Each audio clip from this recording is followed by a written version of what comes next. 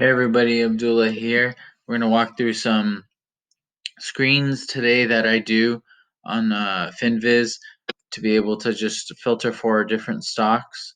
So we'll walk through some of the filters that I use, and in addition, we'll try to go through some of the additional filters that are available on the stock screener.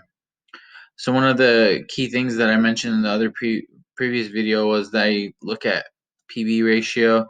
Want to make sure I'm not overpaying for any stocks. So generally, I'll try to look for anything under 3 PB ratio when I'm filtering for stocks. In addition, depending on if I'm looking for dividend stocks or not, I'll filter for, that the stock has positive dividends so that it's giving out, any type of dividend.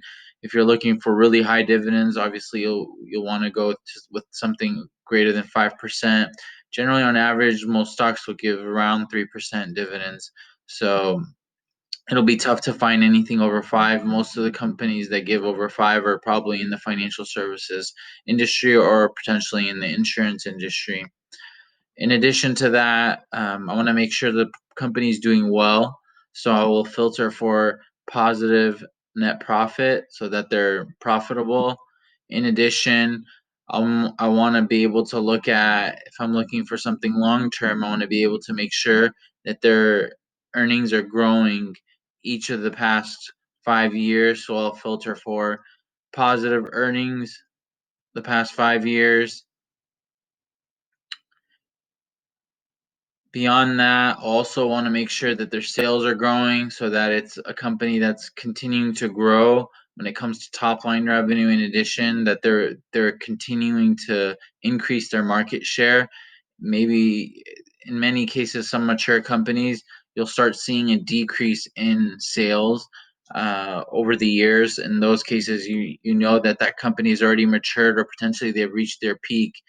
Things you'll think these are like potentially like retail business companies where their sales are just declining.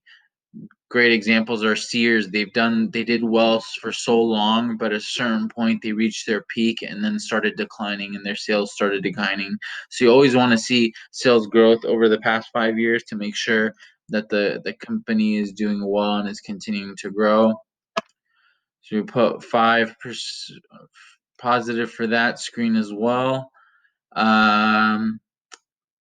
So then we kind of get filtered down to now we're at about 892 total companies. In addition, sometimes I'll also filter for long-term debt and equity, try to make sure that they don't have debt more than a third or 30% of their total balance sheet.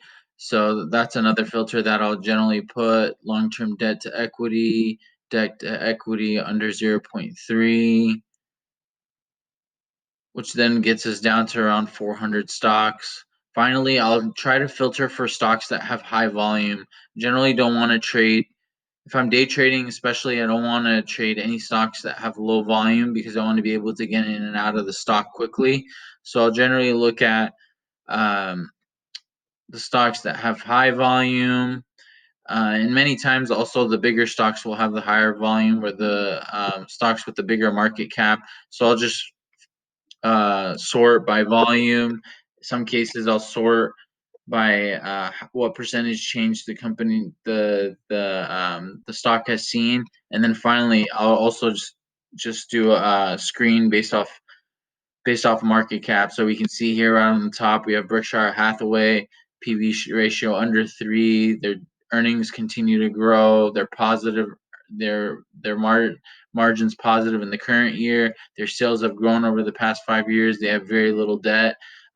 So that's a good one to keep in mind. Micron Technology is another one that a lot of us are aware of, and many of the other ones are probably in the insurance and banking industry because they've taken such a big hit over the past few months with COVID-19, etc. So those are some of the filters that I do on Finviz. Let me know what filters you guys do. Make sure to, as always, to subscribe, like, and comment on the video. All right, take care. Bye.